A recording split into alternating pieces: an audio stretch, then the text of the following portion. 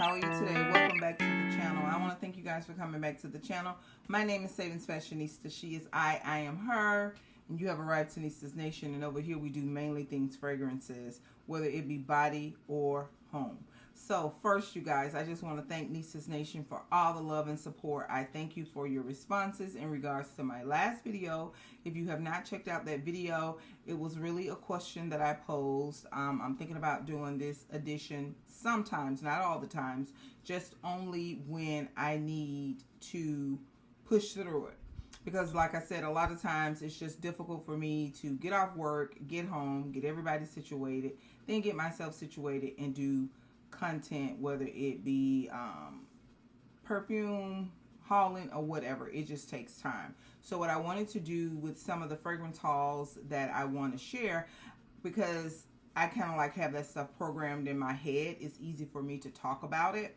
I would like to do a car vlog, and many of you were like, sure, do whatever works for you. And even I wanted honesty. You know, someone even said, and thank you for your honesty. She said, I don't like car vlogs, but I'll watch you. So big kisses to you, and I really appreciate you. You know who you are. So today we are here to do a detailed review on the Kayali latest fragrance, which is LoveFest Burning Cherry 48. So if you have not checked out my initial unboxing and my first impression, please go and check that video out. But I'm here today. I did not want to keep you guys waiting because I know you are interested in knowing about this fragrance and the big buzz that is going around about it. And I want to get the content out here too, because I do want to watch other people's videos. But when I'm doing something very, very popular and is new to the scene, I really try my best not to look at other people's content, because I don't want that to curtail my thought process, you know, because thoughts and things you put in your mind frame is very serious. It really can take precedence of what you truly think and feel. So let's just get right into it. Okay, so of course it came boxed in the traditional Kayali boxing. Beautiful winey cherry color. This color is so beautiful. And there's a new feature that Kayali has put on her fragrances. She has, well, I think they've always been on the back of the box. Yes, they've always been on the back of the box, the fragrance notes, but now she has added them to the back of the bottle. So I think that is super cool. And it came in the traditional bottle. This is the 50 ml, and I think these retail for like $85 on Sephora or Huda Beauty. So the fragrance notes in Kayali, of course, is burning cherry, raspberry, praline, Palo Santos, Gaiac wood, patchouli. All right, so of course this fragrance was released 2022, August the 9th to be exact, just last week. And the projection that I received, and we're going to get a little bit deeper in this because I've worn this fragrance 3 times, you guys. All right, the first time I wore it, it was the initial night. I just kind of like sprayed it here. A lot of times when I'm testing and trying fragrances, I'll just spray here, here, sometimes on the back of my hand and here, just to see the performance, and it's kind of close to me, and I can really, I'm paying close attention to it, because sometimes in the course of a day, life starts to happen and you start doing things, you know, you smell good, but you don't kind of like memorize or jot down what your experiences are, as far as like how long did it project on you.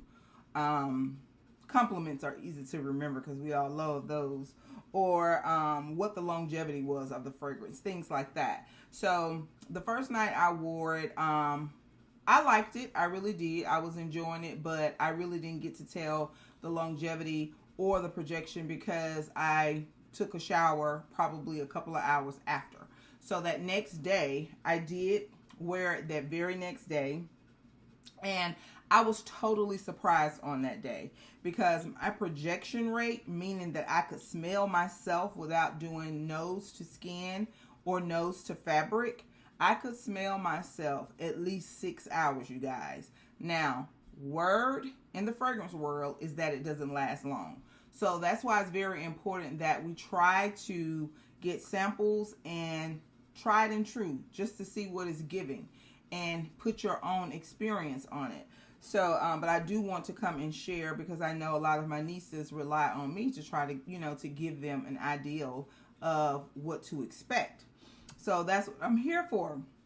So about 6 hours, you guys. The longevity, I could smell this fragrance all the way until I came home that evening and took my shower. Now, the gender profile of this fragrance, it says that it is women. Most of Kayali is catered to women because, women are normally the ones that wear makeup.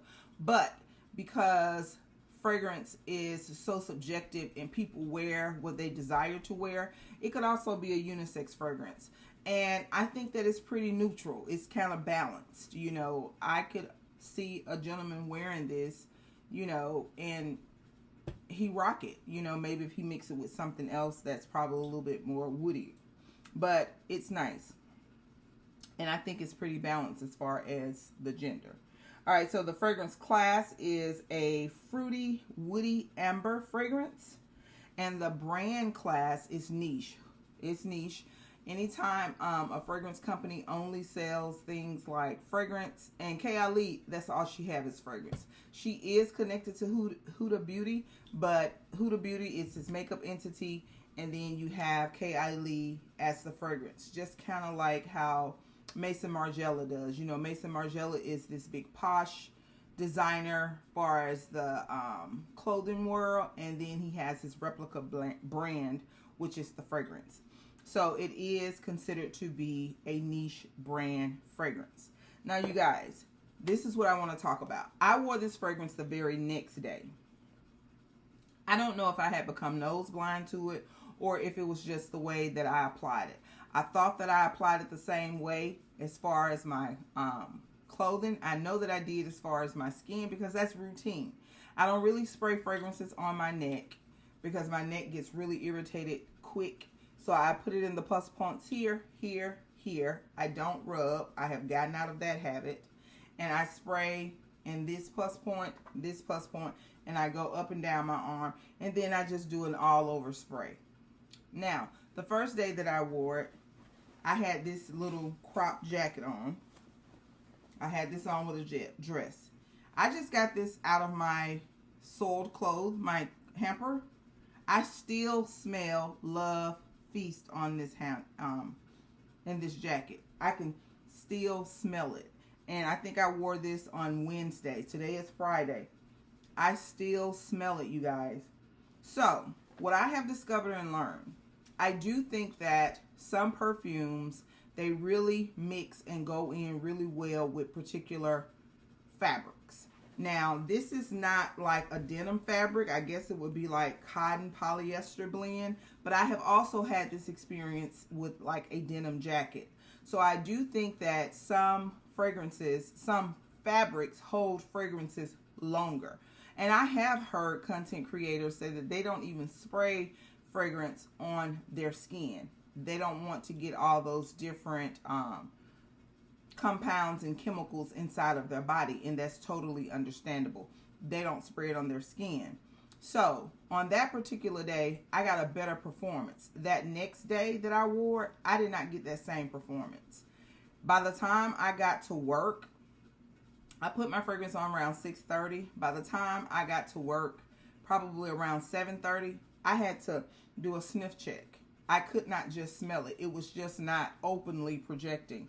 I had to do a nose to skin check to see if the fragrance was still there. Yes, it was still there. But surprisingly, on that particular day, someone came into my workspace and they was like, it smells so good in here.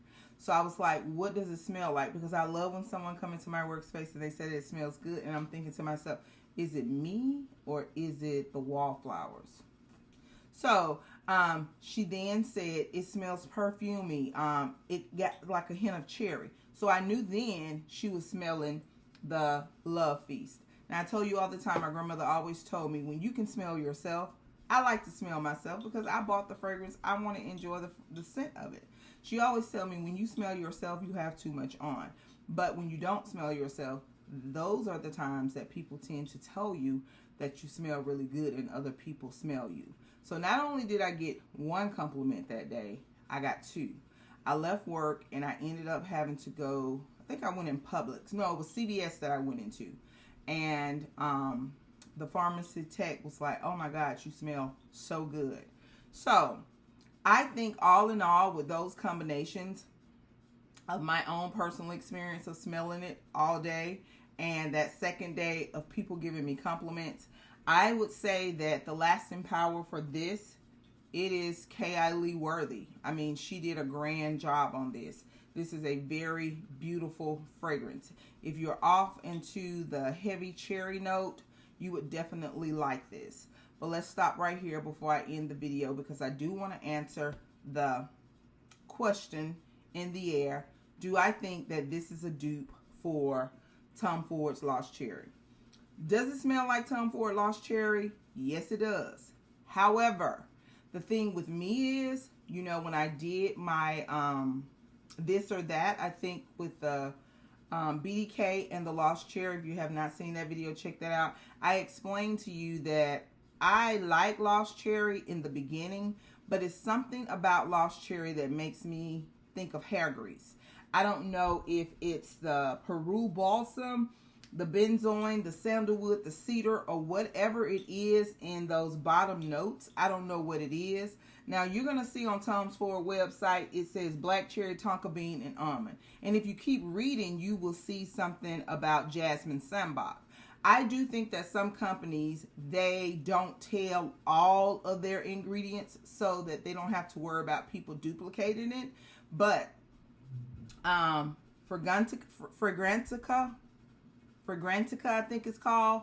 I do think that they have some experts that they may dig a little deeper and they pull out some of those notes, because I'm telling you, I don't just smell black cherry, tonka bean, almond, and jasmine.